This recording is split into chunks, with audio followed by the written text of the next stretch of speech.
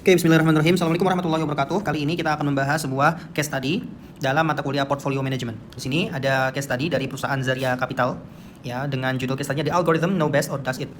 Nah, sebelumnya kita lihat dulu siapa itu Zaria. Dia adalah a Southeast Asian investment managing conventional and Islamic. Dia adalah perusahaan investasi yang memanage investasi konvensional dan Islamic gitu ya. Nah, kondisinya dia sedang menghadapi apa nih? Dia sedang menghadapi final phase of launch AI driven yang bernama Tawafuk Robo. Jadi dia sedang mau meluncurkan yang namanya Tawafuk Robo, sebuah AI driven teknologi gitu ya dalam menyusun portfolio. Nah, ini udah dibangun selama 2 tahun gitu ya. Lalu fitur-fiturnya adalah integrasi big data, lalu NLP, sentiment, machine learning, rebalancing, smart contract, dan apa yang lain sebagainya gitu ya, yang berkaitan sama teknologi AI. Nah, dia menjanjikan apa? Instant client profiling yang sesuai dengan syariah compliance portfolio, customized risk, adjust and allocative equity sukuk REITs gitu ya. Dia menjanjikan portofolio yang sesuai dengan syariah compliant, lalu sesuai dengan konsumennya gitu ya, dan resikonya dan seterusnya gitu. Nah, si Tawafuk ini dia udah fully digitalized dalam cycle portfolio gitu ya. Dalam proses portfolionya sudah fully digital. Kita lihat ya, di sini ada cycle-nya. Yang pertama adalah cycle yang pertama planning, yang kedua executions, yang ketiga feedback gitu ya. Nah, dari sisi planning udah tersedia apa aja nih? Di sini dia mengassess ya, menguji investor goal ya. Contohnya misalkan berapa lama time horizonnya ya, lalu risk appetite-nya, berapa risikonya, ada yang high risk high return, ada yang low risk low return gitu ya. Dia menggunakan sebuah psychometrics and financial questionnaire. Lalu kemudian dia juga udah punya nih zakat module ya kan, lalu syariah compliance tolerance slider dan seterusnya. Ini dari sisi planningnya. Dari sisi eksekusinya ya, dia bisa mengalokasikan aset via algoritma yang dilatih on halal investment universe ya. Dia bisa menyusun nih, mengalokasikan aset-aset ya berdasarkan algoritma tertentu sesuai dengan halal investment. Di sini juga blockchain tokens link ya, dia berhubungan ya dengan two REITs and sukuk are deployed to ensure fractional access and smart contract based system. Dia juga ada fitur yang namanya blockchain tokens yang terhubung dengan REITs dan sukuk ya, di mana ya, yang ditempatkan untuk memastikan fractional access dan smart contract based system gitu ya. Intinya dari sisi eksekusi dia bisa mengalokasikan secara otomatis gitu ya. Di sini dibilang fully digitalized, berarti dari mulai planning, eksekusi dengan feedback gitu ya, itu semuanya fully digitalized gitu ya, automatically digitalized. Lalu kemudian clients view dashboard with syariah compliance scores. Ya, lalu ada purification alerts ya, di sini ada skor syariah compliance, purification, zakat recommendations, lalu performance composition, comparison versus halal benchmark. Intinya di feedback ini dia konsumen bisa ngelihat gitu ya di dashboardnya, kayak ajaib gitu kan, ada syariah compliance, score, purification gitu dan seterusnya. Nah, di sini ada masalah nih. Masalahnya adalah tiba-tiba gitu ya, a compliant crisis comes ya, ada sebuah krisis syariah gitu ya. Tawafuk ya mulai memilihkan certain technology and healthcare ETF that include gray zone. Nah, di sini yang jadi masalah adalah gray zone-nya nih. Jadi si Robo Advisor ini dia tiba-tiba mengusulkan beberapa ETF yang termasuk dalam gray zone. Apa itu gray zone? Di mana minor exposure to interest based, ada keterkaitan dengan interest based atau riba income atau unclear business gitu ya. Nah, di sini one of portfolio allocates 12% versus tech ETF that includes a biotech firm under investigation for ESG violation and animal testing, raising qualitative syariah concerns. Nah, di sini contohnya ada portfolio yang dia buat gitu ya. 12%-nya itu berasal dari perusahaan bioteknologi yang under investigation dalam hal penyalahgunaan ESG dan animal testing gitu. Nah, di sini menjadi pertanyaan terkait syariah gitu kan. Nah, di sini ada 4 pihak kemudian yang memiliki pendapat. Yang pertama adalah data science team nih, Departemen Science Data. Dia bilang AI ini hanya melihat maximum Sharpe ratio. Apa itu Sharpe ratio? Sharpe ratio ini adalah menunjukkan per unit risk berapa return dikurang risk free yang kita dapat gitu ya. Semakin tinggi Sharpe ratio maka semakin baik. Itu cuma mengalokasikan ya maximum Sharpe ratio aja, berarti ETF yang under investigation itu berarti Sharpe ratio tinggi tuh gitu ya. And not knows, dan nggak ngerti ethics ya, dia nggak ngerti ethics kecuali retrains on religiously coded datasets which do not get exist ya at scale. Dia tuh nggak ngerti etika kecuali dia di training untuk itu berdasarkan kode-kode religius gitu ya, atau semacam dataset religius yang menyatakan itu saham yang syariah gitu ya. Tapi itu tuh nggak ada gitu ya, datanya tuh datasetnya belum ada gitu ya, belum ada yang mengumpulkan kode-kode religius itu, atau belum ada yang membangun. Lalu dari pihak Syariah Supervisory Board gitu ya, mereka tuh masih kukuh ya untuk excluding all companies under ethical ambiguity.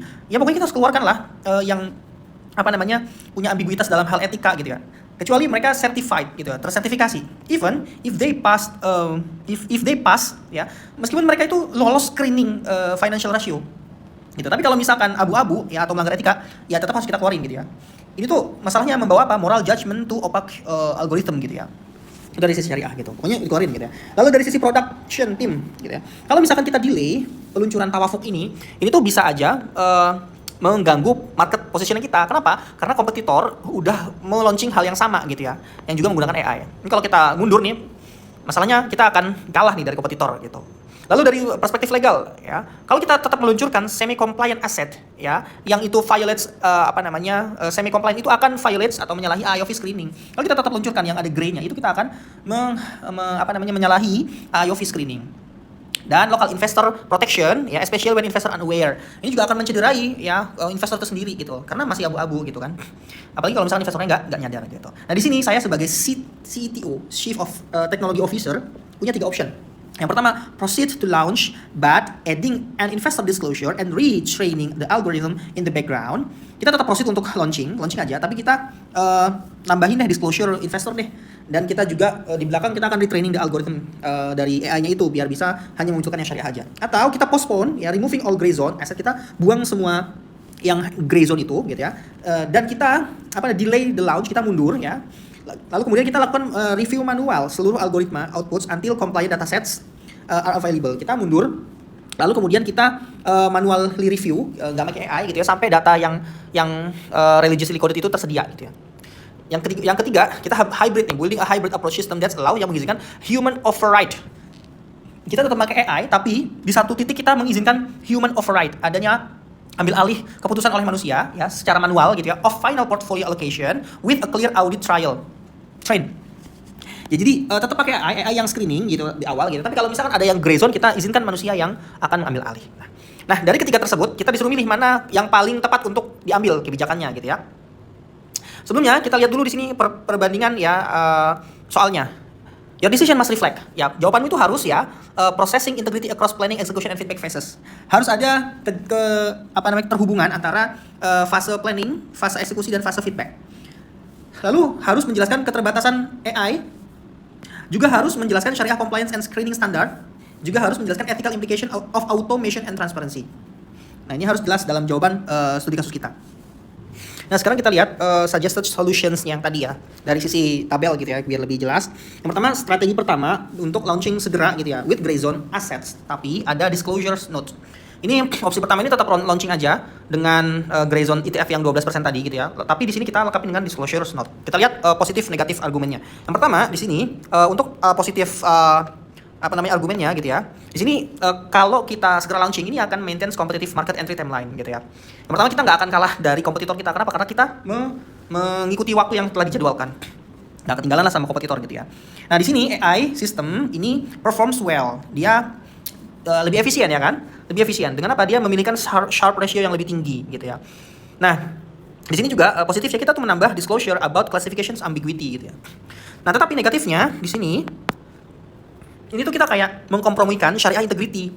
Kenapa? Karena asetnya itu terletak di luar batasan syariah. Yang dimana transparansi ya dengan disclosure note tadi itu tidak sama dengan compliance. Ya kan? Kita cuma bilang kita melakukan hal yang haram gitu ya. Tapi kan bukan berarti yang haram itu menjadi halal gitu kan. Nah, ini menyebabkan weakens trust in Islamic branding and legal liability remains gitu ya. Ini melemahkan Islamic branding kita. Robo advisory Tawafuk itu menyarankan sesuatu yang haram gitu ya. Dan legal liability remains artinya tetap menjadi haram gitu ya. Tetap menjadi kita harus mengeluarkan itu gitu. Nah, di sini secara syariah compliance statusnya ini sangat dipertanyakan kehalalannya. Kenapa? Karena ada gray area tadi.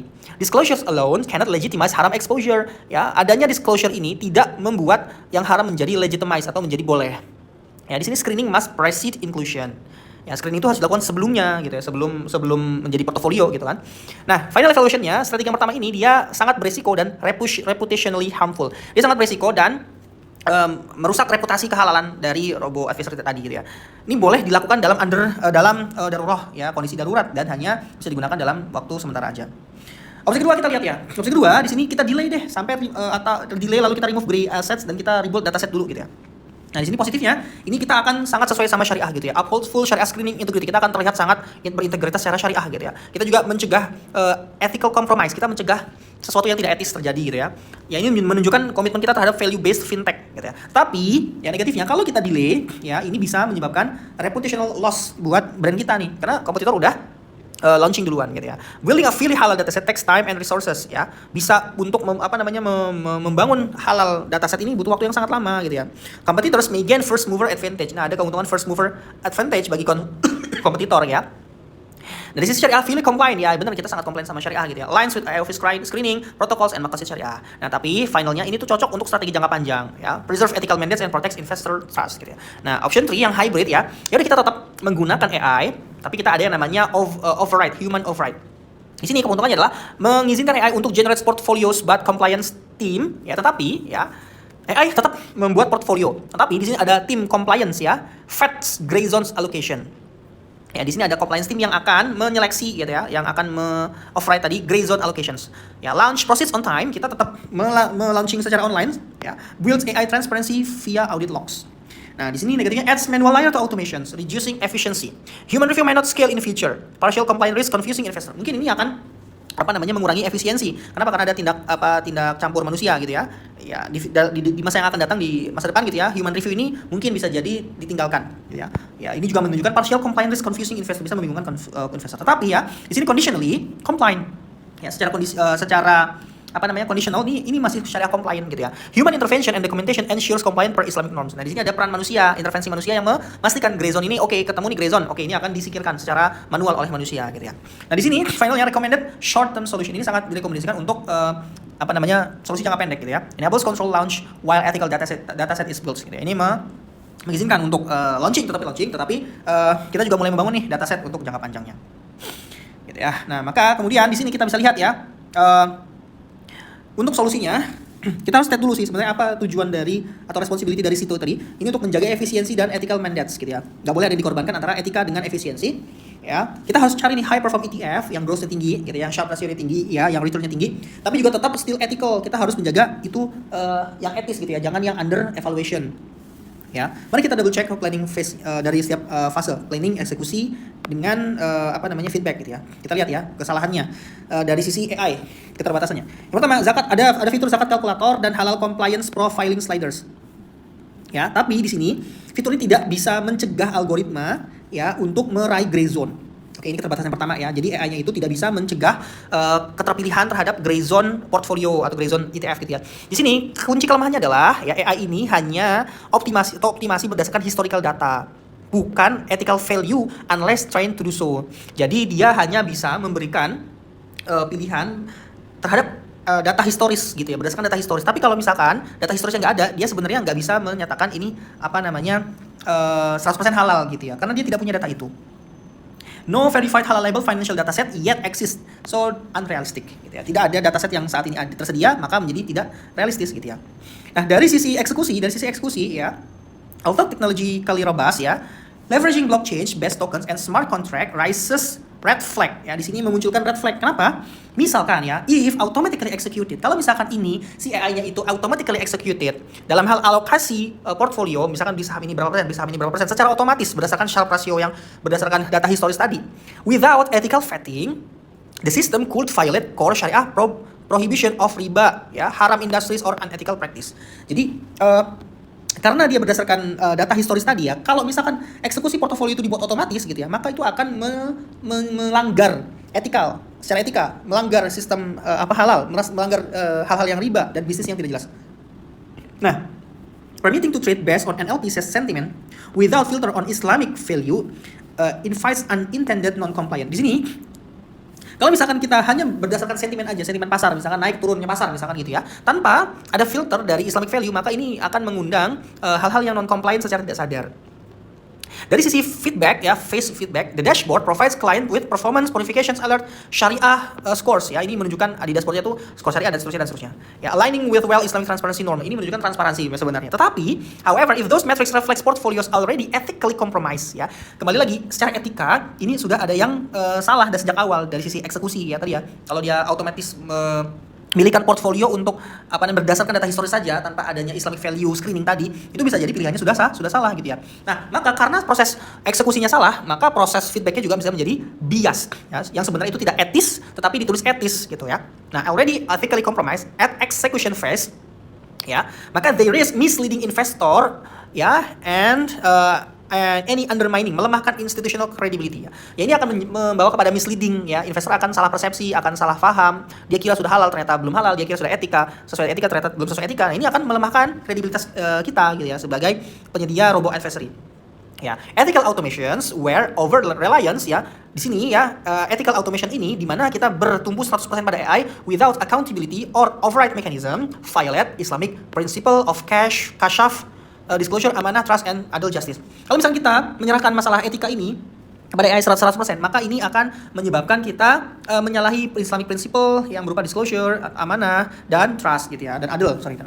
Jadi kita nggak bisa intinya 100% percaya sama AI untuk menentukan apakah ini etika atau tidak ethical gitu ya.